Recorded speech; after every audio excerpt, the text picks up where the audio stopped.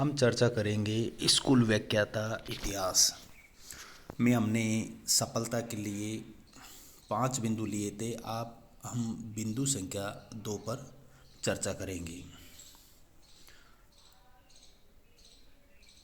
बिंदु संख्या 2 था हमारा कि हमें स्कूल व्याख्याता इतिहास की यदि हम तैयारी कर रहे हैं तो हमें एनसीईआरटी या राजस्थान की बोर्ड की पुस्तकों का अध्ययन करना चाहिए या नहीं करना चाहिए, या बिना इन पुस्तकों का अध्ययन करे भी हमें सफलता प्राप्त की जा सकती है क्या, या इन पुस्तकों की स्कूल व्याख्याता इतिहास में कितनी भूमिका है। इन सभी बिंदुओं पर आज हम चर्चा करेंगे। इसके लिए हमने 4 बिंदु लिए हैं।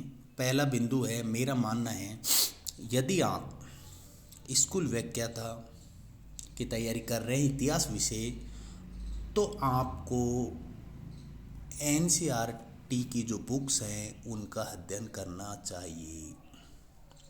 एनसीईआरटी बुक का अध्ययन करना चाहिए।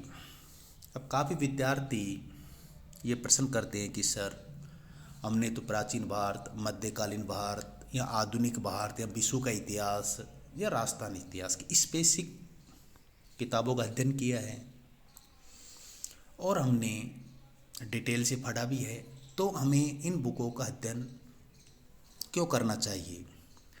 मेरा ये मानना है यदि आप इन पुस्तकों का अध्ययन करते हैं तो और जो विद्यार्थी हैं उनसे आप 10 या 15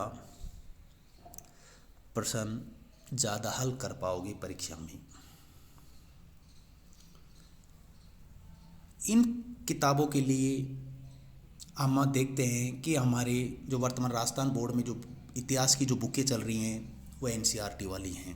तो हमने एनसीईआरटी की जो बुकें हैं इनको 3 भागों में बांटा है, कक्षा 6 से 8, कक्षा 9 से 10 और कक्षा 11 से 12। 6 से 8 कक्षा 6 में प्राचीन भारत का इतिहास चलता है, कक्षा 7 में मध्यकालीन भारत का इतिहास चलता है और कक्षा 8 में आधुनिक भारत का इतिहास चलता है। तीनों ही बुक बहुत अच्छी हैं। फिर कक्षा 9 और 10, इन किताबों को और कक्षा 9 और 10 की आप दोनों किताबों का अध्ययन न करके केवल इनमें कुछ चैप्टर्स हैं, उन चैप्टर्स का आप अध्ययन कर सकते हैं। कक्षा 11 में विश्व का इतिहास चलता है, उसमें भी 1-2 चैप्टर हैं, पुनर्जागरण का है, औद्योगिक क्रांति है, 2-3 चैप्टर हैं, वो ही आपके लिए सहायक है। कक्षा 11 की आप पूरी किताब का अध्ययन ना करें। लेकिन कक्षा 12 में 3 भाग चलते हैं, प्राचीन भारत, मध्यकालीन भारत और आधुनिक भारत, और आपको इन तीनों भागों का अध्ययन करना चाहिए।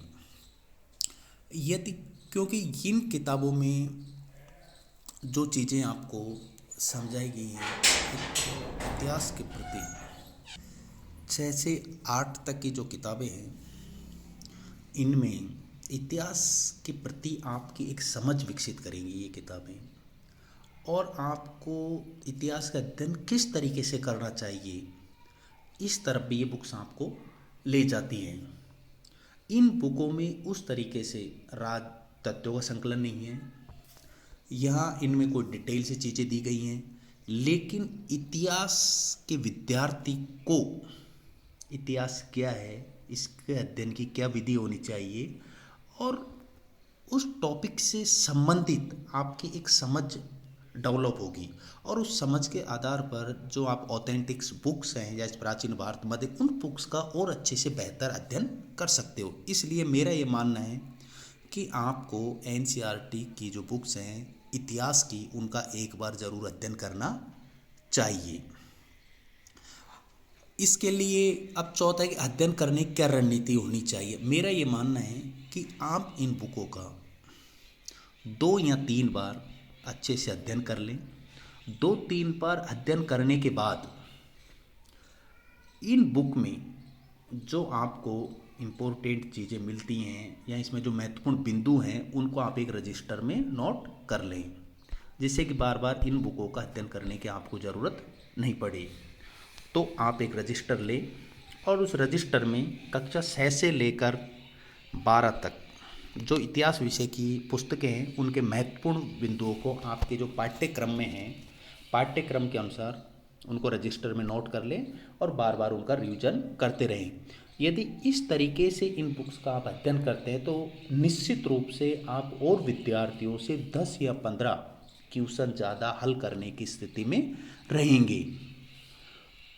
ऐसा नहीं है कि आप इन एनसीईआरटी बुक को बार बार पढ़ते नहीं, बार बार नहीं पढ़ना। आप इनका 15-20 दिन अध्ययन करें, 2-3 बार एक बुक का 2-3 बार अध्ययन करके और इनको अपना एक शॉर्ट नोट्स में तैयार कर लें।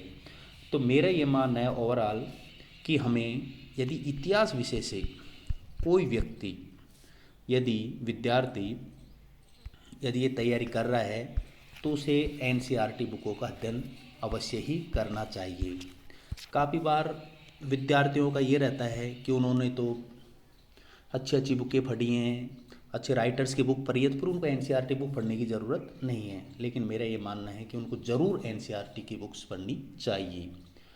उनसे वो और बच्चों से अच्छी बेहतर स्थिति में रहेंगे और ज़्यादा क्वेश्चन हल कर पाएंगे।